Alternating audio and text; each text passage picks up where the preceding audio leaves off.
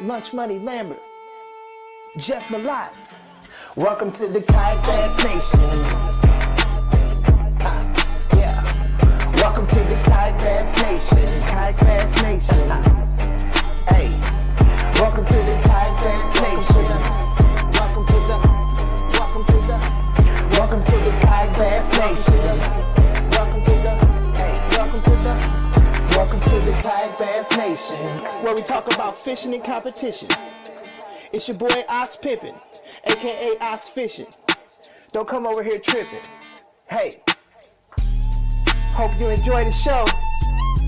Jeff Malott, Lunch Money Lambert, Lego. Hey, welcome to the Kayak Bass Nation. Kayak Bass Nation. Welcome to the Kayak Bass Nation. Kayak Bass Nation. Hey, welcome to the Kayak Bass Nation. Welcome to the Kayak Bass Nation. Welcome to the Kayak Bass Nation.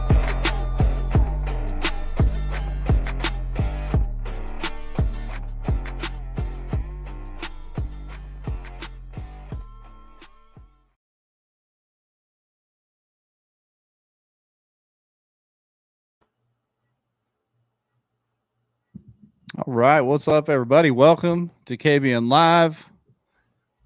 And as it says in the song, Lunch Money Lambert, Jeff Malott, except tonight it's not Ryan Lambert. What's up? We've got Ryan Lambert lost in they call it the deer woods, so can we call that the elk woods? I'm assuming so. The elk thickets out west in the Wild West out there. So we got Wesley Gray to sub in. Wesley, appreciate you coming on. Happy to be a service to the nation. You kind of owed it to us. You've been riding the KBN Mojo for I have been riding the KBN Mojo. Absolutely. Yeah. You had a solid tournament this weekend. We were talking about before we went live. Yeah. I had a funny video of a fish jumping out of the net on you. So that was some good stuff. That was how day one. That was my first fifth fish for day one. So that one hopped out and I had to go find another one. So yeah. So you guys see, we've got the champ and the runner-up, Phillip, Wyatt, Caymen, Rasmussen, gracious enough to jump on here after a long, hot weekend down there on Rayburn. We're going to get them in here in a minute and talk to them. But first, we'd like to intro the show, talk a little bit. Like I said, Wesley was in the tournament. So tell us what y'all were facing down there at Rayburn. I know it was different from the last time I was there. A lot of rumors of it being tough. So tell us what you guys were up against. Yeah, so, I guess it was the year before last. Hobie was there in July. And the lake, you guys all remember, right? The lake was almost 12 feet above flood pool. This tournament, this time, is almost 5 feet below flood pool. So a lot of the stuff that everybody was expecting to get to fish was not even in the water. And, the temperatures have been going down, nighttime temperature. We kind of had like a little bit of a cold snap. And I say little because it was like 65 degrees at night. That's a cold snap in Texas in September. But it was just enough, I think, to kind of put those fish off their summer pattern and kind of start that, I call it the summer fall funk. So it was really tough for a lot of people. And, if you got a limit and you got a kicker fish each day, you were doing something. So it was really tough.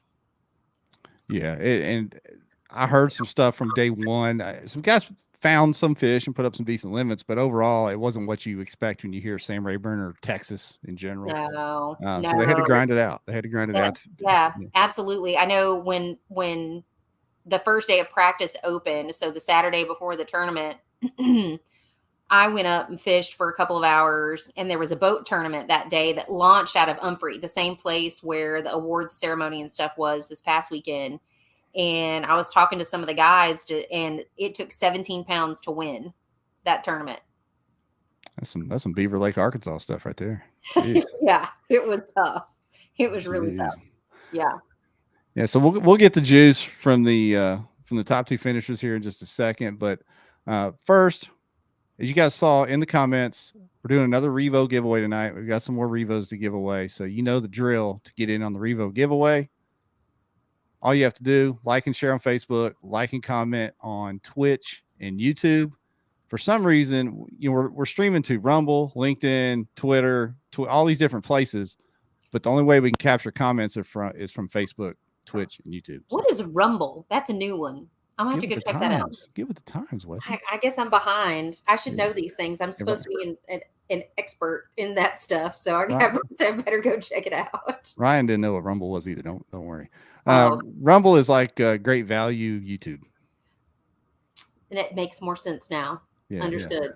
Yeah, it's really actually a decent platform. It was kind of the anti-censorship version of YouTube. Okay. Does that make sense? Yeah. Mm-hmm. But we do okay over there. We get some comments and views over on Rumble, so we appreciate our Rumblers. I don't know what to call all the different social media people other than, YouTuber. I know what a YouTuber is, but we made up Twitcher. I think that's a thing. We're kind of flying by the seat of our pants here. Let us know where you're watching at or watching from. If you're on YouTube, hit the like and then let us know where you're watching from. And then, of course, like and share on Facebook. That's the stuff. It seems like we get more and more people over on YouTube these days because I think their picture's better. I don't know. But tonight we've got a new feature we've offered the last few streams, and not everybody takes advantage of it, but we're actually streaming this to Wesley's Facebook page and I believe to Phillip's YouTube channel and maybe somewhere else. I don't know. So it gives the option for the guests to stream to their own stuff. So go over there and like and follow their platforms as well. Right? Yep. You need to. Yeah, absolutely. Yeah. Josh is getting in the comments with the hashtag Revo already. Justin confirming the stream quality is better on YouTube. So looky there. And looks like we have people on Phillip's YouTube, Wesley's Facebook. They're all over the place. We got them spread out everywhere. So good stuff. It's working, Wesley. Hey, I tried, right? Yeah. Trying something new. And we've got Wesley in here co-hosting tonight, and I've been trying to kind of grease the wheels to get her to come over here and be a part of our little podcast network and start her own little podcast. She may do it over on her own YouTube channel. I don't know. Are you still thinking about that? Still kicking the tires? I'm still kicking the tires on it. And, I'm like, I don't know. I kind of like the podcast idea. I hadn't thought about that till you suggested that the other day. That was not something that was in my thought process, I guess. I'd never thought about doing that. So I kind of like that idea. Yeah, Lambert, we're always out here recruiting yeah. new talent. So anyway, I think it'd be good. For those that don't know, Wesley is a savant at the social media analytics. Is that fair to say? That's fair. Yeah, that's fair. Fairly accurate. Would that be kind of the subject matter is learning how to utilize all these tools and analyze that data and optimize your social media? Yeah. And also, you don't know what you don't know, right? So I kind of want to know, like, if people want to drop in the comments, like something you want to know, like a question you have, like, how does this work on social media or whatever? Because the last time I was on KBN, we talked about, it got brought up, right? And then I've gotten a lot of questions from people since then, which I love. You can send me all the questions you want. I'm happy to answer any social media questions you have, but sponsors really want to see your presence on social media. They want to know that how the social media game works. And it just so happens to be that's part of what I do for my professional life, what I actually make real money at, because I lose all my money fishing. So, it's something that I've kind of been asked enough questions about that I think that it might be something to give a good go, whether it's a podcast or a YouTube series that I do, just to kind of help educate everybody and give it a social media fishing perspective that might be useful to you. So if you're interested, let me know. Drop something in the comments. Do it. It'd be cool. Do you know anything about this? Ethan Robertson said a Hobie angler was pretty salty about the Texas KBL tourney Saturday. Opinions. I know nothing about it. You were down there. You heard anything about that? No, I hadn't heard a word. We need more info, Ethan. Yeah. So what's up with that? We do like to discuss the problems. So put it in the comments. We'll talk about it a little bit. Shed some light on that for us, because I'm curious. Was mad we were pressuring. I don't know. Next time we do a call-in show, you save that, table that, come back when we do a call-in show and let us know. That's coming up quick because we'll do one for Halloween like we did last year. That'll be fun. Let's do a sponsor shout out real quick, and then we'll get these guests in here, because I know one of them at least is on the road. We don't want to keep him talking while he's driving there. Yeah. Or being driven. Anyway, the whole show is presented by Dugout Bait and Tackle. We appreciate them. I think the entire Dugout team that fished this event was in the top 25.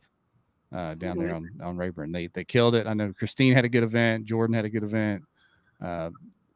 Edwin's always up there. Ewing's always up there. Gino was up there. Yep. A lot of good finishes from the Dugout team. So shout out to them. But go down, swing by Dugout if you're in the area. If not, just go to dugoutfishing.com. You can find whatever you need as we start finishing up this season. So check them out. The battery of KBN Nation, Pro Guide Lithium. Everybody's jacking their boats up with 3 screens and motors and everything else. You got to have good battery. Don't skimp. If you're not going to skimp on all that stuff, don't skimp on a battery. So go get you a Pro Guide. Bangtail Whiskey is the official drink of KBN. And then, of course, tonight we're doing the Revo giveaway. We do Z-Man giveaways, Seaguar giveaways. Gill does some giveaways and gives you a huge discount on rain gear as it gets colder out there. So make sure you utilize all that. It's pinned on the group page. With that said, let's get these guests in here. James on Facebook said, "Did Lambert shave?" I know. I like to think I'm a whole lot better looking than Lambert. I agree with John Allen. So, John, there we go. All right, we got Phillip, Wyatt, Caymen, Rasmussen. Gentlemen, thank you. Thank you. What's going on, guys? What's up? What's up? We got Caymen driving, and we got Phillip in like the ESPN studios over there. So we got 2 different perspectives on what's going on. So congrats on the big win in the runner-up, Caymen. Absolutely. Yeah, that was a solid finish, guys. Yeah, thank you. Especially with the way Rayburn fished on this weekend. Oh my gosh. It was it was definitely brutal. I'm gonna drop Caymen out and send him a message that I want to have him reconnect because he's kind of shaking there. Yeah, he was a little connection's kind of bad. All those pine trees, you know how that signal is out there. Well, he was going to do his best to jump in because he is on the road, and I think he's literally in the middle of nowhere, heading on back home. I'm going to send him a message right now. All right. Well, Phillip, while we have you, let's talk about the big win, man. I saw your Facebook post talking about how you couldn't believe you pulled off multiple victories over the weekend, winning the Texas event, winning the Hobie event. So first, just what did the win mean to you, or the wins? Yeah, a lot of things. One, Jesus Christ is always my number one sponsor, always will be. I pray before every tournament, and the fact that he was listening, and I was pretty persistent in my prayers this time. So he definitely proved that he's listening. He's active in your life, and he can do amazing things if you put it in his hands. That's one thing. Another, my family and friends have followed me for a long time. You can see around me that I've, an active outdoorsman. I've been a fisherman for a long time and just sports guy. And so it means a lot to be able to give back to them. They supported me and shared a lot of positive sentiments. So I know it meant a lot to them. And then this is a bucket list item for me. Ever since I can remember, watching my first Bassmasters and any tournament on TV. Back then it was just the Outdoor Channel. We didn't have, social media and all this fancy stuff. I wanted to be Jimmy Houston. I wanted to be Bill Dance. I wanted to be some of these guys, right? And so this kind of gives me my opportunity to be kind of like them. Yeah, that's awesome. And I see people in the comments blowing it up. You got people watching from different platforms. It looks like you got the Phillip Wyatt fan club in here. So that's fantastic. Which club do you fish with back home? What's your normal home club? Well, anybody that knows me, I fish with everybody, but my home club that I adopt is the North Texas folks. I ran by Mariner Cells. Gotcha. Duke. Yeah, he's been running events for years. Duke, the man. Yeah, I've known Duke for a decade, man. That guy runs as good a trail as anybody in the country. So. Oh yeah. I'm 10 minutes from Mariner Cells, so it's hard to get away from him sometimes. I'm over there more than I need to be. Duke's one of my favorite TDs. Yes. Yeah. He runs a really solid ship. Always quality events, great people, no BS. It's good stuff. Looks like we got Caymen back. Caymen, you look and sound like the picture and stuff looks better. Can you hear us better now? I can hear you better. The service glitched out for a second, it looked like. Oh, awesome. Okay, you're good. You sound good, look good. We're good to go. So we were asking Phillip what this win meant to him. I mean, a runner-up finish. I know you'd like to have run him all the way down. You just about did. But What does that runner-up finish in that TOC spot mean to you after a long, hard weekend on Rayburn? Well, I really wasn't expecting it. I went into it just in a goal to try and take a top 10, just to get a good points. and really just to have a decent finish and catch limits both days, so I could probably qualify for the TOC with my other finishes. And it worked out a little bit better than I was expecting. So, but I mean, I've been chasing it for a while, and it means a lot. I mean, super stoked to be able to finish that high. Now, where are you driving back to? Because you come a long way for a lot of these tournaments. Yeah, so I'm going back home to Utah. Oh gosh, how far is it? How far is that drive, Caymen? It's 22 hours straight through. Woof. So we've been on the road for about 24. We stopped for a little bit, slept for a couple hours. But Who you got in spirit of Jordan's podcast? Who you got road dogging over there driving for you? That's my wife, Jenna. She's a trooper, man, for doing that. Yeah. That's the real deal right there. Right, yeah. So for all the driving, she keeps the checks and you keep the trophies. Is that how that goes? Right. I wish that was the case. We heard that. Yeah. She needs a cut, Caymen. Right. Oh, and then we got the big dog right there in the middle. Wow, you got the whole crew. I love it. Yeah, he's trying to figure out what's going on. Yeah. So I'm going to share the screen here and get the tournament results up in a minute, but I want to hear about what you guys found in practice. And Wesley, you can chime in on this too, because it's kind of your home lake. Yep. And you know the area, and you were down there and pre-fished and fished the tournament. So we Yep. can go around the horn. Phillip, we can start with the champ. What did you find in practice, and what were you expecting going into the weekend? So day one, well, expectations were pretty limited. I had a tournament earlier this year on Sam Rayburn, and I fished out of Jackson's Hill and didn't do too well. Caught 3 fish and lost a lot of fish. It fished a lot like it did right now, weirdly enough. It was just kind of a funky time, very hot. So I knew that I needed to jump fish. I went out day one on practice. I caught some fish. Didn't really see the size quality that I wanted, but talking to everybody, I knew it was going to be tough to get really any size of mount anyways. But I knew if you get 1 or 2 kicker fish, you're going to be in a good place. But here's the deal. You got to put yourself around kicker fish.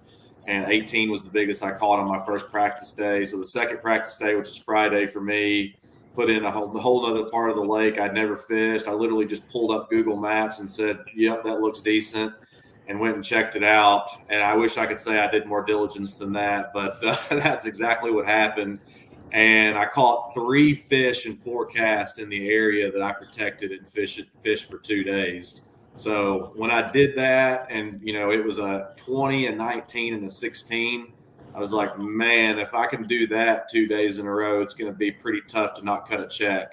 I wasn't thinking about winning, but I mean, it was definitely, I was like, I could be in contention. So that's what I found in practice. And that was on a buzz bait, by the way. I was throwing it over top of the grass. I was literally just trying to cover ground, and it's like, I got to get out of this area. I can't quit getting bit. That's a good problem to have. So yeah, it is a good problem to have. Wesley, what did you find, and what were you expecting knowing the lake so well? Yeah, so Rayburn's kind of my home pond. My sister lives really close by, so I fish Rayburn all the time, and I knew just from the water levels and the weather and everything that, just like you said, Phillip, it was just going to be a funk. The whole thing was just not going to fish good. And so when I actually didn't fish it, the last time I fished Rayburn before practice was in like May or June. And when practice came on, like finally went back on limits, the lake was on limits. I went down on Saturday, and I think I drove every ramp on the map just to see what was out there, what had water, what didn't have water. And I didn't fish the same way you guys did. I went out and I fished grass, and I just didn't catch fish. And then there's this one little backwater pocket slough that I was able to get up into, and I went in and caught a 20 and an 18, and I tucked those fish into bed, and I left and hoped and prayed that they would be there whenever the weekend came. And I'll be danged if Carl didn't find them before I could get to them. So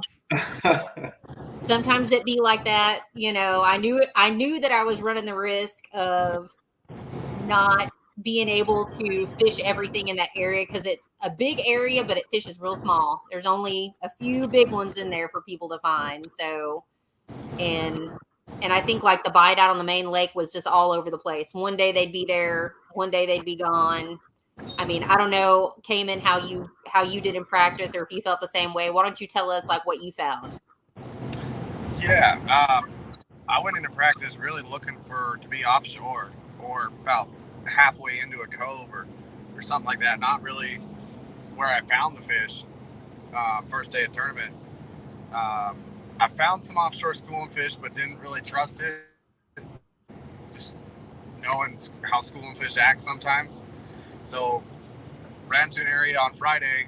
Last 2 hours, we're like, we'll just go see if it looks good.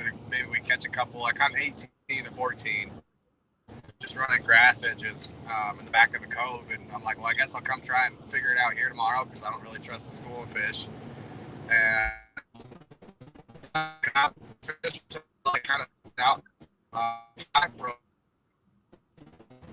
I think we're losing Caymen a little bit. He we're must be in a bad service. I was going to say, since he's breaking up, y'all were talking about like the pattern. Mm-hmm. Eric Siddiqui had made a comment earlier this year about transition periods and fishing main lake grass flats. Mm-hmm. And that was the area that I found that I caught those 3 fish in 4 casts. And I was like, man, I could pretty much throw a football to the main lake channel, and there was cold water pushing through there. So, luckily being a student of the game and listening to podcasts like this and just how other people are doing it, that was just something that kind of triggered in my mind. And to your point, Wesley, the fish would be there one moment and then they would just be gone. I mean, you'd see the area just light up. There's bait flickering. There's fish blowing up all over. You're getting bites left and right. And then it was just done. Yep. And it was weird. It's like it would be small fish one time, and the next time it was like it was all big fish. But you had to time it just right. Yep. And I was so afraid in the tournament, like no motor, like big areas. And I just, it got all in my head. And I was like, I'm just going to this resident fish spot. I know they'll be there. I can pretty much call my shots. And, and they were there, but they were all 14, This lake is going to be a hammer in a couple of years with all those 13 and 14s. It's going to have a bunch of donkeys in it. Yeah, looks like we got Caymen back. Yeah, he's back. We're going to keep. We appreciate you working with us, Caymen, because I know it's kind of cutting in and out on you. But I appreciate it as well. Yeah, let me ask you this to start, since you just jumped back with us. I wanted to go back a little bit to still stay with the practice theme. Yeah, we beat this horse to death on here about proper practice. Yeah. So how do you know, number one, when you found something you kind of like, but also when to get out of there and not beat them up? I mean, usually I do like a 2-fish rule, just because then I confirm a pattern most of the time, and especially if they're quality fish, and then I'll move and try and find another area close by. And then, if it's good fish as well, then I know I have a solid pattern and just can kind of run it and then just look for areas. Yeah. Phillip, what about you? Because it seems like the cardinal sin, there's a lot of people that post giant selfies and they win practice and they've caught 100 inches in practice. How do you kind of keep yourself from getting, because it's easy. I mean, we're all fishermen. It's easy to get excited and start, jacking fit. How do you keep yourself from that? Well, learning lessons from the past. PK, I put up 105 inches one day and 98 and a half the next day. And I'm rolling into that tournament thinking there's no way I can lose. I found all these different spots. It wasn't like it was just one spot. And Texas weather, it likes to change on you. And when you go from a lot of wind and cloud cover to no wind and lots of sun, fish tend to change.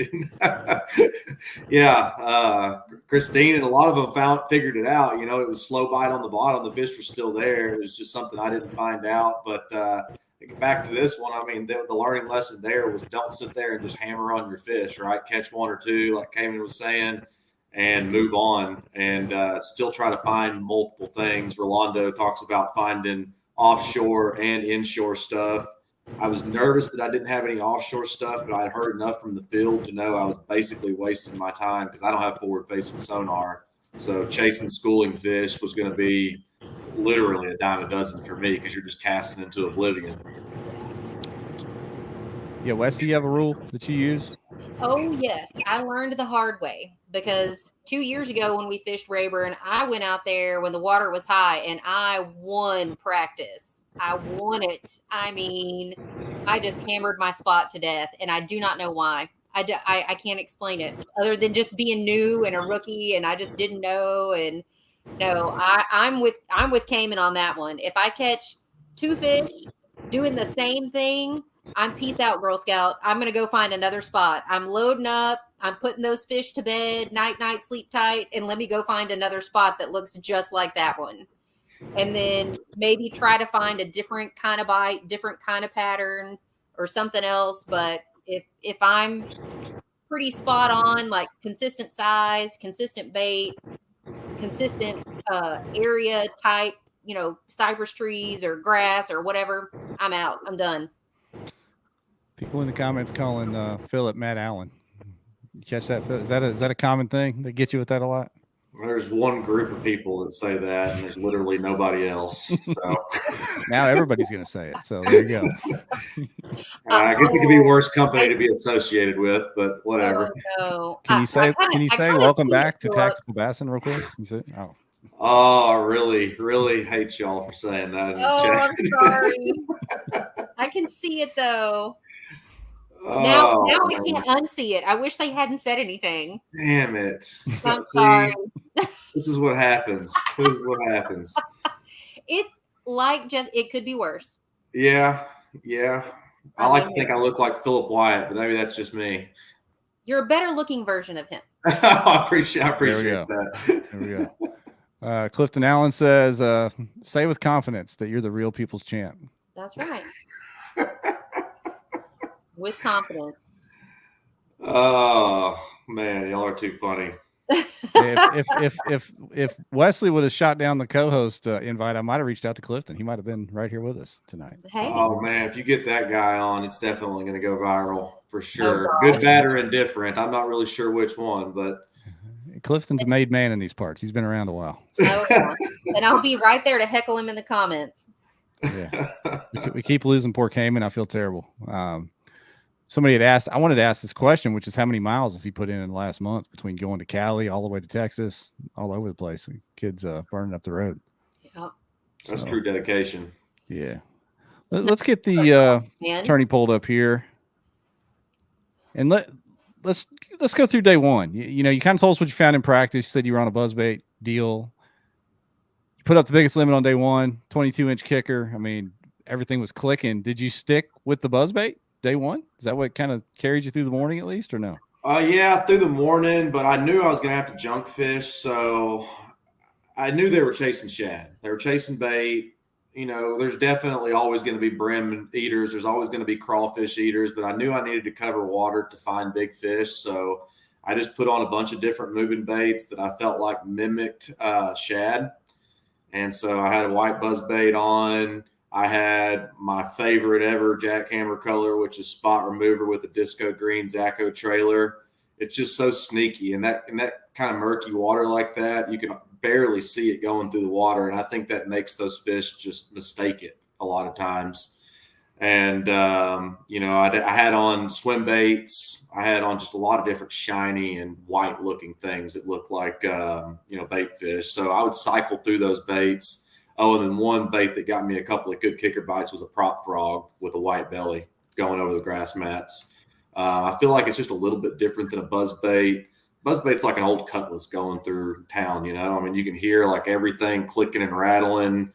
That prop frog just a little bit different sound, and I think it's just that little bit of difference. I mean, I got bites right over top of throwing where I threw the buzzbait, and they were big bites, and they didn't bite the buzzbait. So changing it up made a big difference in junk fishing. I've asked for anybody to drop questions that you have for Phillip or Caymen in the comments. I'm hoping Caymen joins us back. We've got Aaron Mathis, his TD, in the comments. We got a couple other Utah folks in the comments. I know Caymen's a hammer out there. There he is. He's back. He's trying to rejoin. There we go. We got your Utah fan club trying to pump up your Wi-Fi, your cell signal, and your fishing ability out there. So we're hanging in there. But yeah, continue with your day one, Phillip. Let's talk about this kicker, man. When did this happen? Yeah. When did this happen? Was this early, late, and what'd you catch it on? Happened at 9:25. Not that I remember. Yeah, I was throwing. I picked up the jackhammer. I'd caught a couple of fish on the buzzbait, got a couple of whiffs on the prop frog. I kind of felt like the topwater bite was dying down. I had this little small grass mat that was right off a main lake point, and they seemed to be really active in that one area. There was other grass mats, but that one tended to be the deal. So I would kind of give it a little love, and then I'd back off of it, so I wasn't just continuing to throw baits on it.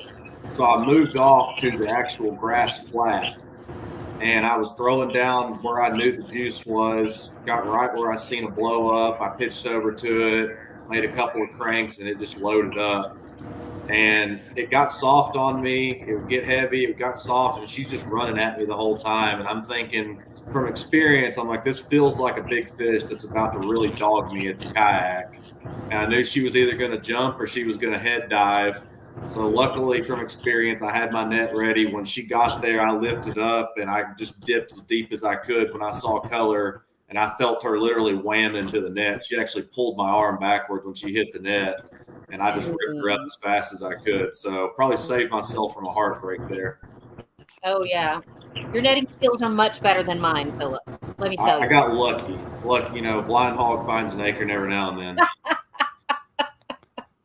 Oh man, that's a really nice fish. That was a tank. Yeah, she was beautiful. I should have weighed her, but the bite was on at that point, and I didn't want to waste time getting a weight on her and all that stuff. So she was a nice 6+, we'll call it that, and a dang good derby fish. So we got Caymen back one more time. I'm going to ask him while we got him. Can you hear me, Caymen? We good? Yeah, I can hear you. All right. So we just went through part of Phillip's day one. Let's talk about yours. You're sitting in 5th place after day one. It was kind of a stacked up leaderboard there from 3 through 13 was all within, one good kicker, I guess, for making a move. So how'd you feel after day one? And did you were able to ride your practice pattern into day one? Oh, kind of broke up there. You said something. Yeah. Did you were able to carry your practice, what you found in practice, into day one? And how'd you feel after day one was over? Oh, sorry, man. You're still breaking up. I know it's my service. Did you guys hear me all right? Yes. Yeah. Oh, okay. There you are. You want me to just go into day one? Yeah, that's perfect. Do that. Okay. Ad-lib this thing. Yeah. I mean, I didn't have much to go on since I only spent 2 hours practice in the area I went to. I just started junk fishing. I had a limit by midday. And then my drive broke about 10 o'clock. Kind of scrambled to figure out how I was going to get a replacement. For the next day, kind of figured it out, but then just had to fish everything in front of me, and it forced me to slow down. And that's when I eventually pushed back into the very far as back as I could into a cove and found a grass mat that was like 30 feet long and caught 2 18s and probably 4 or 5 14s out of it. And then just ran that pattern the rest of the day. I never caught another upgrade, but that's what led into day 2. And I found all my fish in different areas on day 2. So, Phillip, get back to you, man. I'm looking on your total, Mm-hmm. and on a very tough day for a lot of people, almost the whole field, really, as far as catching numbers and stuff, you got a 5+5 up there on your totals. And I bet you caught more than that if you caught that. Oh, yeah. I caught probably 50 fish. I don't know. I caught a bunch of fish that day. Yeah. So talk about that, how you manage that throughout the day. And did you even try to manage it? Did you just hammer all that? I don't know if I smelled that or I looked mean or I don't know what it was, but nobody wanted to come in my area, which I loved. I had one other guy that was in the Hobie that fanned through a couple of times and kind of gave me a funky look trying to figure out what I was doing. He was respectful enough to not crowd me and not stay in the area. So no harm, no foul. But other than that, I mean, I literally had this little grass flat completely to my area or to myself. And I think it was typically because the area is not a place people would usually fish. The place people normally would fish was just right on the other side of where I was fishing. And I kept seeing boats and people like looking over at me like, what is this Googan doing? And they would just move off. And I mean, totally fine with me. Look at the dumb guy in the yellow kayak and move off. I'm good with that.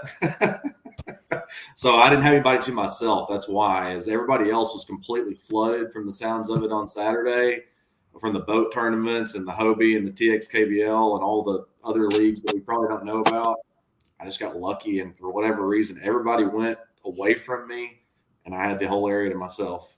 It's funny how that works. Like when you win, we've talked about that before. A lot of things like that big one, you know, getting into the net just right, that area to yourself, people not figuring it out. And I mean, things just have a lot of times have to fall just right to get the win. When it's your time, right?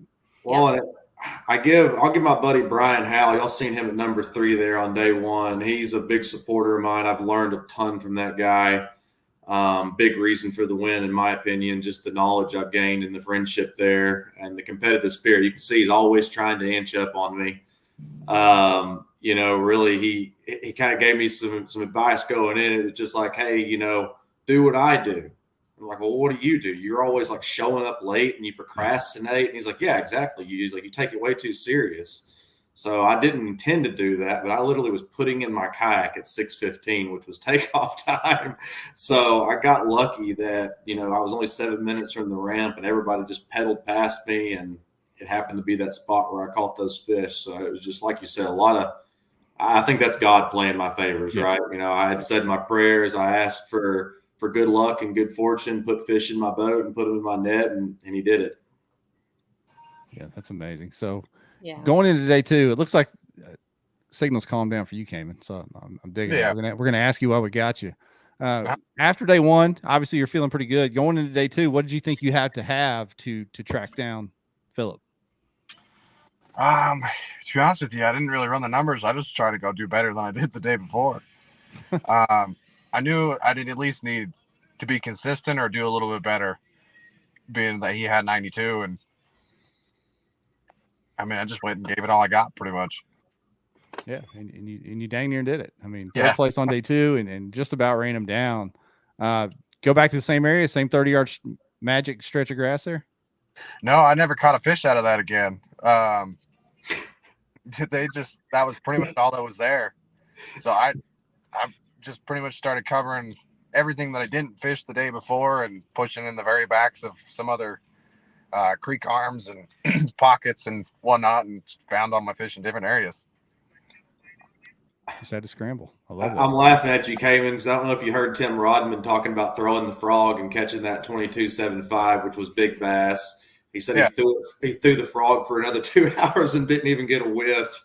So that's why I was laughing. I was thinking of what, because that happened to all of us, I think. You know, you get a bite and you're like, all right, found the deal, and then just go dead on you. Yeah. I mean, I had to stick it in my hand and just throw it until I found a little area that, you know, a group of them were hanging out. Yeah. Yep. So, do any of you know what Jacob Moeller was doing? Because we've had Jacob on the pod before. It was been a few years ago, but I know he's a big swim bait guy. Did that play at all for him? Does anyone know how that? Oh, he caught them all on topwater. He said throwing a popper. Okay. A popper with treble hooks over grass. You know, that's what everybody would think to throw, right? Yeah. He's a true man. That dude can fish. Yes, he can. Yes, he can. You know what's funny is our guest from the native event up on the Columbia last week talked about the same thing. Popper near the grass to catch some big smallies. Sounds scary. Wheeler throws a crankbait, a square bill crankbait around grass all the time. And I mean, it's so aggravating, but he whacks on fish. They don't ever see that. How would they ever see that? Nobody's going to throw that. That's just frustrating as all get out. I hate throwing I hate a crankbait. I just hate them. I just can't. Not in grass. Not in grass. Favorite. Clifton knows. That's that fork magic, the yellow magic. And you know about that? I don't know what he's talking about. Magic. Go ahead, Wesson. What I was going to say is, somebody on YouTube commented, did you have kayak problems? Did you have a kayak break down on you? Yeah, so my drive, I was junk fishing and caught a 19 on a fluke. And it was on a spinning rod, of course. So in the back of a grass mat. And I got her stuck in the grass mat. And I'm like, there's no way I'm going to pull her through this. So I just went head first into it. And it kind of busted my drive. I've lost one fin totally, completely, the whole kick up thing and everything, it like tore the split ring off, and the pin slid halfway out, and the whole fin just fell off. By hitting grass? Dang. I don't know how it exactly happened. It just basically tore the whole thing out. Can somebody text Shane Williams and Ryan Lambert right now and tell them?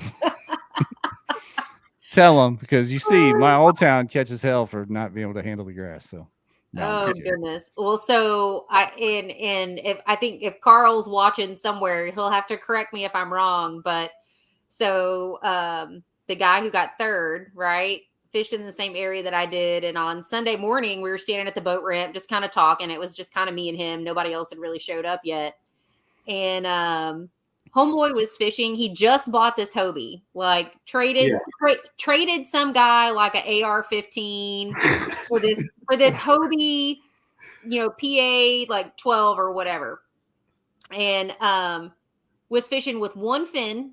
He had lost a fin, and I don't know what was going on with the steering. There he is in the comments. Yes, ma'am. So couldn't steer. He was trying to turn left and right and go in complete opposite direction. So he's like using half of a paddle to steer. I don't know how he pulled that off, but great job, Carl. I see you in the comments, sir. Great job. Wow. Carl. I don't even think he had graph on there or anything. I think you said. I think he did. He did have a graph? Yeah, I'm pretty sure he did. That would have made a better story. Let's just leave that in there. He didn't have a graph either. There you go. No graph. His kayak was taking on water. Yeah. Just add to it. That's what we'll do. Just add to it. Well, we're fishermen, right? That's what we do. Yeah. Tall tales. If you guys have any specific questions for Caymen or Phillip or Wesley or not Ryan Lambert there, please throw them in the comments and we'll get those before the show runs out here. So Phillip, on day 2 for you, man, solid day 2, but you're in 10th place on day 2, right? You have the 10th place limit on day 2, still a good limit. Did you have any nerves at all that somebody was going to run you down, not putting up 92 again? I had a ton of nerves, for not just because I didn't put up 92 again, but it was more because of the fish I lost that would have put me at easy 92 plus. Wow. I had my big bite. I had it on a jackhammer again. There was this one point, I said there was a juicy area, but there was this other grass point that looked exactly like where I was fishing, and it was right there next to it. It made no sense to me in the world why I wasn't getting a bite there. I'd caught a couple like 13 inchers. It was hard to even get a bite over there. And I was just being stubborn because my bite was getting tight, tough in my one spot. So I said, I'm going to kind of work over here. And I get slammed right off the tip of this grass point. And it was 10 feet of line out. Worst scenario you can be in whenever you've got a big fish on. And she shamoos me twice. And I mean, I almost hits the nose of my kayak as she's, throwing my jackhammer back in my face. Probably my personal best, which I caught a 936 at PK earlier this year. It was 24.5 inches, and she looked every bit that big at least. So I haven't even went to look at my YouTube footage or my GoPro footage yet because I don't want to see it again right now. I know it sounds weird to have like a dull moment coming off a win, but the big ones are always the ones you remember the most that you lose. Wow. So that's why I was just nervous. I felt like I lost, my opportunity to really just put a nail in the coffin. And when was that early on or later on? Yeah, you needed a call. 10:35. I wasn't really paying attention to the time or anything, but 10:35. I looked down at my phone. I was like, oh man, I just kept telling myself, don't freak out about it. And I kept praying, let that be enough. If I'm going to win, just let that be enough, or let me find another big fish. Didn't find another big fish, but, pulled through, and luckily day 1 gave me enough. Caymen, are you a scoreboard checker? You check the leaderboard throughout the day, or you just keep fishing and see what happens? I mean, if I'm catching fish, I'll check it periodically when I submit them, but not usually. This one I had no service, so. Okay. I was going to say, did you see yourself climbing and gaining ground at all? But obviously. No, not at all. I was just, trying to just catch another big one. Yeah, I feel you. Now, Wesley, you were in kind of a different situation because obviously you had a solid, not spectacular tournament. I know you probably didn't think you could win after day 1, but you were trying to track down a TOC spot. So you're fishing for points. You're fishing for something. This was the last event. So were you tracking that leaderboard, trying to climb it all? No, I was kind of like Caymen. I didn't have any service. I knew where I was going. I wasn't going to be able to get any service, and I knew going into this one, and this is probably going to sound bad. I knew I wasn't going to win it. It was just one of those that I was more worried about. I just need top 30 to qualify for TOC points. So where can I go that I know I can put up a decent limit that'll get me there, and that's all I have to worry about. So I was trying not to go out and win, but go out and do just right. And like I told you backstage, Jeff, it was that area that I went. I knew if I could get it mostly to myself, I'd be okay. But if anybody else really showed up and figured out what was going on, how to catch those fish back there, that it was going to be thumbs up or thumbs down. So, my hat's off to Carl for figuring it out. Old single fin Carl rolling in there on you. Single fin Carl, half a paddle and half a drive. Dirty dog. Took me out. He earned it at least. He earned it. That's awesome. We got a few questions coming in. Derek Amos on Facebook has this one for all of you. What is your go-to technique when you need an upgrade? And then what's your swing for the fence move if you just need to throw a Hail Mary, I guess? Anyone? For me, jackhammer.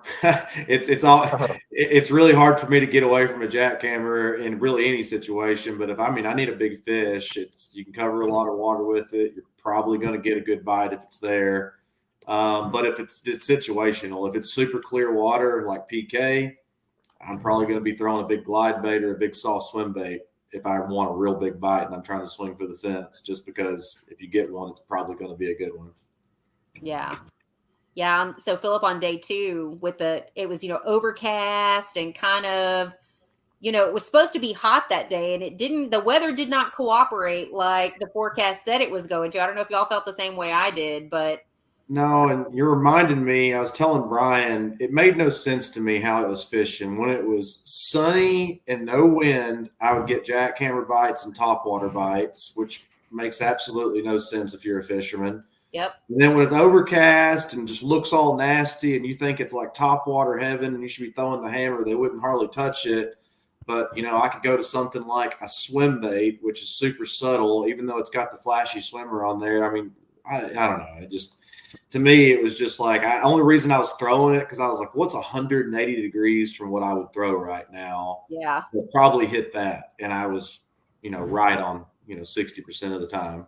Yeah, fishing doesn't always stick to the book, does it? No. That's what I learned watching last year, this time of year. You just got to throw the rules book out and just literally go fishing and just throw a bunch of different lures. Christine Fisher talked about that. She said she threw a bunch of lures in one area and finally found this little small wake bait, and she was getting a bunch of bites on it. So that's just how it was. You just had to just keep fishing and just literally fish the moment you were in rather than trying to fish up the game plan for the day, because there was no one game plan that worked. Yeah, I think all of my fish on day 1, I think every single one of them I caught on like a big giant 11-inch worm. Just like slow soaking it around the cypress trees, and stuff like that. And then on day 2, every fish I caught on a jackhammer except for one. Almost every cast I'd catch a fish, but it'd be a dink. I caught 50 dinks, and just never could get that big upgrade that I needed. Yeah, it's frustrating, isn't it? You just keep and those fish felt so much heavier. I don't know what it is about that lake, but you catch a 13 and a 14, and you're like, oh, it's got to be a good one. And you'd like, where did you shrink? What happened? Where's your big brother at? Yeah, so Carl told me we ran into each other on the water in like the middle of the day. And he said, I have never caught so many angry 14-inch fish. And I was like, oh my God, the same. Where did these come from? One, where were they yesterday? Because I could have used a couple of 14-inch ones on day 1. But day 2, that's all I caught. That was it. Yeah. crushing the little whale swim bait that next day. And I mean, they would load up on it. I had a couple of them pull drag at 14 inches. And I'm just like, what is going on here? You know, grass doesn't pull drag, so it's definitely them, but I don't know. They're just angry fish. Caymen, what's your go-to if you're needing an upgrade? Well, to be honest with you, jackhammer is my confidence bait as well. That's pretty much what I use to find fish almost anywhere. I mean, really, I'd stick to what I'm catching them on. I mean, if I had a Hail Mary, I'd probably go throw a big swim bait or something. But my Hail Mary would probably be to move an area and just wing it somewhere else and stick to what I'm catching them on versus just, you know, throwing a big bait or something like that. I like that. The big move. Yeah. Takes commitment. Got some more questions here. Caymen, this kind of goes with a question. I think you missed it earlier because your signal was bouncing in and out. Yeah. Chris on YouTube's asking, do you chase the Hobie TOC? Obviously, he's not chasing anymore. He's in it. But someone also asked, how many miles did you put on the vehicle these last few months between going to Cali all the way to Texas? You've been burning up the roads, so it's kind of two questions. Yeah, for sure. I do chase TOC. I really had no plan to take second in this one, and I was just looking for, you know, a decent enough finish to make it. I needed, you know, to be a top 20 or something like that, and I would have probably qualified with taking 5th at Mississippi. So, I mean, I was just looking for a decent finish and get the points. But yeah, but I fished just the bare minimum and try and do the best I can at them, and with traveling so much. Miles. See, I just got a new truck in May, and I've already put 20,000 miles on it. Doing it. I feel you on that, Caymen. I've put a lot of miles on this year. Going to New River for the Hobie. Did you fish the New River? No, I didn't fish New River. I wanted to. That one was wild. But yeah, I feel you on that. Yeah. We've got another question from Facebook, y'all. This is a good question since everybody on here is praising the jackhammer as usual. What are y'all putting on those jackhammers? So most of the time for me, it's a Zacho. The one time I make an exception there is I'll go to a Z-Crawl Junior, and I'll use that around wood because you don't get hung up nearly as much if you put a Z-Crawl on there flat style. It'll just roll right over those stumps a lot of times, and you can fish that wood a lot like a regular jig at that point. You can just cover a lot more water. You can let it fall down in there and rip it up, and it's crazy how weedless that thing can be if you put the right trailer on it. That's a very Matt Allen answer. I'm sorry. God. He got you, Phillip. He got you. Yeah. I've been waiting to use that. I'm sorry. It's fair. Yeah. Yeah. What about you, Caymen? Yeah. I mainly use a Henley Custom Lures ringworm. It's normally like a 6-inch kind of fat style. Kind of got like rings going down it. I usually cut about an inch and a half off of it. Stick that on there, or a Gambler Komodo. Yeah. What you throwing on there, Wesley? Oh man, I like throwing the Zecco on there too. You know, I gotta switch it up. I like to do like a boot tail swim bait sometimes. Like if I want to slow roll it, you know, like big thump in dirty water, and that's really nice. Yeah. And I like doing a craw too, like an X zone, like adrenaline craw, and you can either rig it flat style or rig it vertical, and it's got like just the perfect amount of thump. Good stuff. I'm like Lambert. Lambert, you know, he uses that razor shads half the time. I do that a lot too, just because I'm cheap and don't like changing them. So there you go. The razor shads are really good too. Yeah. I mean, that's what it was made for, is to put on a chatterbait. So it's and that'll actually give you a little more buoyancy if you're fishing real shallow water. That's it's a good trailer to go to. Yeah, that's true. And like any kind of like boot tail swim bait will make it ride higher in the water too. Yep, absolutely. Zach Wilson talking about that spunk shad. That's good stuff. Yeah. Missile started mass producing those. That's good. Clifton Allen saying you talk too much. I don't know who he's talking to. Maybe he's saying that Phillip's giving up the juice. I don't know. Maybe he's talking to me or Wesley. I don't know. I don't know. We don't know. We don't know what you're talking about, Cliff. Yeah. Regardless, appreciate you. Number 11 over there. Chris Marks on Facebook. Was it all grass fishing above the grass and a few mats in between? Anybody do any punching, or were you guys throwing stuff like weightless and on top, burning chatterbaits? tried to punch a little bit, but I could only get him to come up through it for the frog. I mean, or I was fishing the grass with a chatterbait or a swim jig. Yeah. I mean, go ahead. No, what I was going to say is whenever I watched the awards video, was it Brian Howell that was talking about punching grass? Okay, yeah. Go ahead, Phillip. Yeah, Brian, he actually taught me all about punching, and I we did really good in a tournament on Welsh earlier this year, and I've been fiddling around with it. I tried it. I just never got a bite. And, I mean, for me, I kept getting in my head that I needed to junk fish and I needed to cover ground. That's the beauty of fishing. I mean, you see Brian did really well. You can kind of pick your poison in those time of years and fish your strengths. But, you know, if you talk to him, he didn't just punch. He did a lot of other things too. I think it was just about picking your confidence bait, finding something that you could get a good bite on. But to answer the question specifically, it was a mix of grass mats and sparse grass that I was throwing everything on. Even the buzz bait, I was just burning it over the grass mats, and they'd come up through it and just blow it up. It's good to see Brian in the comments. Brian's one of my favorite anglers out there. I've known him a few years now, and he has not directly taught me some things, but watching him fish has taught me a few things, because I always tell the story about Garrett Morgan and I were fishing side by side on Dardanelle a few years back, way up in a creek in some kind of grass and reeds and lily pads, and an angler was coming towards us, and we looked and thought he was doing something completely opposite of what we were doing, and we were catching fish, but they were small. Garrett especially was catching them, and we're like, this guy doesn't know what he's doing. What's he doing throwing that thing? And he gets closer to us. Well, it's Brian, and Brian's like he's winning the tournament. And he's burning a swim jig through these lily pads, and we're over there soaking a Cinco like a couple of idiots. So we kind of yielded to Brian and just watched him put on a show. Came right through the water we were fishing and caught like a 5 and a 4 right there behind us. So Isn't that amazing? Yeah, he's good in that grass, boy. He is good. Like how one little change can just like make or break you, you know? Yeah. Some people could just find fish. He's one of them. That's right. Yeah. I think Brian Howell is one of those, like Lambert says, is they're fishy people. Yeah. They just know, like the sixth sense, right? Yeah. You put him in a mud hole, I'm pretty sure he'll find a bass in it. Yeah. Catch a fish in the Walmart parking lot. Yeah, exactly. I'm not from Texas, but I think I know the answer to this. What is better fishing in Texas, spring or fall? Ooh.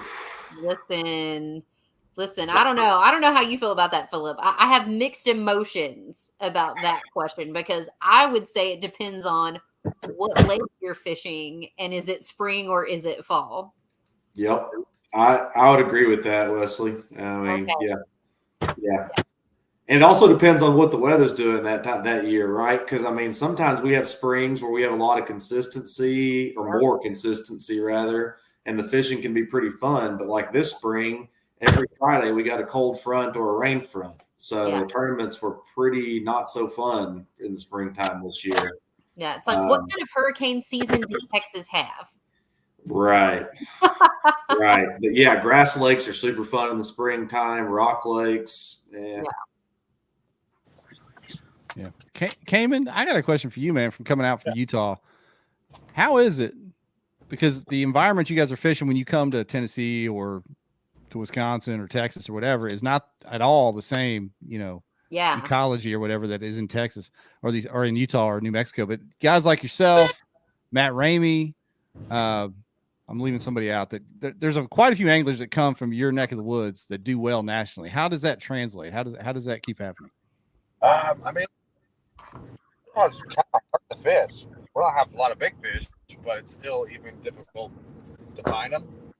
So our lakes are like way smaller, but I think it causes us to be a little more versatile kind of from the get-go, because some of our lakes have grass, some of them just have rock, some are sand to a point. I mean, mostly rock or grass, a little bit of wood. So we have a little bit of everything, but it's a total different scale when you go to a lake like or like Rayburn or Toledo or even like Caddo. Just because they're totally different and way bigger. I mean, our lakes are like a quarter of the size. So, I mean, it's just got to kind of get out there, travel, and see a bunch of different places. And that's how I felt like, I've got to learn so much. I've just been out doing it, seeing a whole bunch of different places. It's cool. It's cool to see folks from out of the regions come in and do well. It happens all the time. You got folks from Indiana and Ohio that come down and win events. People from different parts of the country. Maybe it's just fresh eyes. I don't know. Maybe it's coming in with no preconceived notions or something that seems to make that happen. I would agree with that, Jeff, because the 2 tournaments that I've done the best in this year are the 2 tournaments that are absolutely not my strong suit. Like top 20 at lacrosse, top 10 at New River. I don't fish rivers. I don't know how this happened. I'm literally Googling how to fish on a river like the night before the tournament starts because I have no idea what I'm doing. Yeah. And then pull it off. Didn't overthink it. You just fished. You're right, Phillip. Yeah. I mean, I think that's the best thing that happened to me is I didn't take it too seriously. I was coming off of a lot of traveling. I was pretty tired. I was getting in my head. I was like, I'm not being serious enough about this, but I just couldn't get my mind right. And luckily, had some good days in practice and then put it together on the tournament days. But yeah, I mean, to your point, if you'd have asked me, how are you going to do? It's like, well, I might be going home Saturday night. I don't know. Right? Yeah. So we're getting up against the hour. I'm not going to keep you guys much longer, let you get out of here. But Brian Howell asked a question. We can go around the horn real rapid fire with this one. What's your favorite lake? So, Champ, what's your favorite lake, Champ? Gilmer, hands down. Gilmer? Lake Gilmer, hands down. Everybody's probably pissed off in East Texas that I just said that, but I'm going, I don't even know where that is. Should I? 100%. Lake Gilmer. All right. I'm gonna have to go check it out. Caymen, what you got, buddy? Yeah, mine's clearly California. All right. I mean, it's just a big bass factory, and it's always fun to fish any time of year. You can pick your poison there too: rock, grass, whatever you want to do. Docks. Like that. That's a bucket list for a lot of people. It's just one of those things. We've talked about that a bunch. Just the geography of making it hard to have events where a lot of people from this way can travel out there. So maybe someday.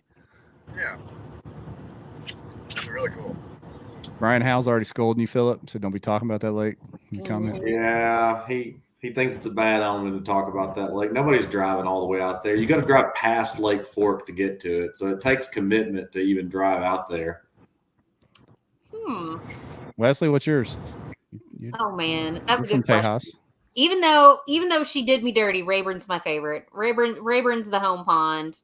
I live closer to Lake Conroe, and my PB is Lake Conroe. But God, I hate fishing Lake Conroe. I'm so sorry. I said it out loud. It's one of my least favorite places to fish. But I do love Rayburn. When she's on fire, she's on fire. And what y'all know about that new super lake they're opening up there in North Tech? That Boys Desark or whatever it's called. Bodark Lake. Bodark. Yeah. Oh man, that's going to be fun. That's going to be super fun. It's going to be, I mean, you hear the stories of Fork when it opened up, and I mean, people were just slamming 4 and 5 pounders. It's probably going to be the same way. They're putting those F1 strain bass in there. It had, which you got to remember, is there's a ton of local ponds that got flooded out when they built that lake. So it's got a lot of natural fish in there, plus everything they're stocking it with. So it's going to be pretty special, I think. Yeah. You don't know about that, Wesley? You haven't seen that? Yeah. No. I mean, I've heard of it, but I don't know that much about it. So I got to go figure that out. Yeah, it's not open yet to the public, I don't believe. But I got to do some Googling. And I don't know how to pronounce it, but it's up there. It's up there. Bodark. Bodark is a type of tree. Yeah, that's correct. Knowledge. So yeah. Well, gentlemen, I don't want to keep any longer. Thank you so much for the time tonight, and I'll just say congrats again to both of you on the strong finishes. Phillip on your win, Caymen on the runner-up in the TOC spot. Thanks for taking time on the road, man. I know it was tough on you trying to get that signal, but we appreciate you. And look forward to seeing what you guys do the rest of the year and in TOC. Appreciate it. Awesome job, guys. Thank you so much. All right. Here we go, guys. Caymen Rasmussen, Phillip Wyatt. What a great show that was. A lot of good information. Oh, yeah. Provided by those gentlemen there. So there we go. So now, Wesley, you get to do one of my favorite things. You get to be part of the giveaway. I'm down. And it's always about who's going to get slow rolled. You know, that there's a name that freezes right before it chooses the final winner. name. And that's kind of the fun. It's like, you know, it's kind of sick that I get enjoyment out of that, but it's pretty funny. So hashtag Revo for a chance to win. We'll give you guys a few moments to build responses in the comments. What do you think of that show, Wesley? Did you have fun co-hosting with me? I appreciate it. Yeah, man. I think that we need to do full send on the podcast, social media. We'll figure out what to call it, what to do. People got to tell me what they want to know about, so I can make some stuff that people want to watch. By many accounts, people preferred you to Lambert. Don't tell them that though. Listen, Girl Scouts honor, not saying a word. They'd have probably said that if I wasn't here as well. So there you go. Oh man. We had right about 100 live viewers all night, which is a huge audience for us. We appreciate you, wherever you were watching from or whatever platform you were on, Rumblers, Twitchers, wherever you were. We appreciate Rumblers. I love it. I'm gonna have to go look at this. I had not heard of Rumble. Have you talked about Rumble before? Once or twice. Okay, well, I must have missed that show. No, I caught Ryan off guard with the Rumble too. So okay. So he didn't. So it's okay that not Ryan Lambert didn't know about it either. No, many people don't know about it. If you're on Rumble, it's probably because you've been banned from Facebook and YouTube. Oh, geez. It's one of them deals. One of them deals. We got 64, 65 replies. We'll give it another second or two, then we'll do the drawing. There's still 92 watching, only 65 entries. I know y'all want some glasses. Todd Martins loves his Revos. Everybody that's gotten a pair loves them. So I promise you won't be disappointed, especially when they're free. Hey. You got a pair yet? You brought what kind of glasses you rocking, Wesley? We need to get you some Revos. I'm a Bahio girl through and through. Okay. I know. No hate on Revo. No hate on Revo.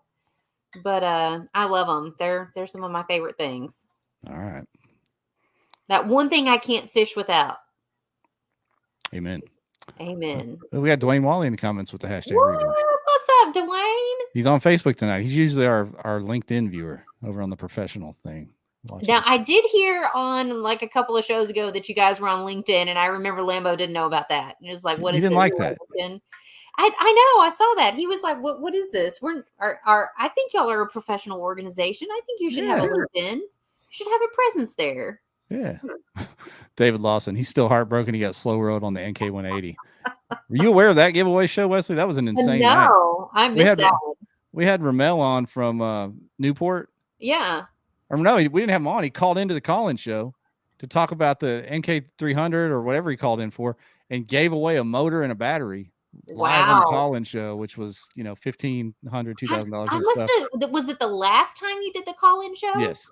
That I must have just missed that part because I think I watched most of that one. Yeah, so that was insane. All kinds of people were. Kayak Cushion was giving away stuff. We were giving away glasses. It was wild. It was like the Oprah show on here, like Oprah's book club. Is Wes gonna fill Lambert's elk tag also? Wow. Todd Martins. Well, I may have to because it's apparently not going very well up there in Idaho, or where he's in Idaho, right? I'm pretty sure that's where he is. I don't know. He's west of Texas. He's somewhere. He's not in Texas. That's all I know. Yeah. All right, y'all. We're gonna do the drawing. Here we go. We got 73 entries. Drum roll. I don't have a drum roll sound effect, Wesley. I need to get like a real soundboard over here where I can turn some dials. Oh, 10P. Oh, 10P got slow rolled. But Connie D.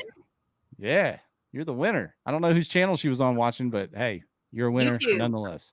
Yeah, we had like 4 different YouTube channels rolling because you weren't using yours tonight. No, it wouldn't let me do it on mine. So next time. Yeah, Phillip had his going. We had KBN's going. I had it over on mine, so who knows where she was. David, I legit jumped up excited, and then it rolled off. Oh, sorry, brother. Brutal, man. Brutal. Brutal. So there we go. Connie, reach out, send us a DM, or just kayakbassnation@gmail.com, and we will get you hooked up. All right. Wesley, appreciate you. That was fun. Anytime, man. It's been fun. I appreciate the invite. Yeah, I always love any chance to get on KBN. The KBN mojo is real, guys. That's it. It's going to carry you through the rest of the fall. I hope so. Yeah. Hey, next week, y'all, we got Steve Owens coming on. We're going to talk about that Bass Championship location that got announced on 10 Killer, just right down the road from me, hour from me. We're going to have him in. And I think Luke Arian from the Oklahoma Kayak Anglers is going to come on and help us talk about 10 Killer as well. So it'll be a good one. Awesome. That's going to be a good show. I'll be watching that one. All right. All right, everybody. We're out of here. See y'all next week.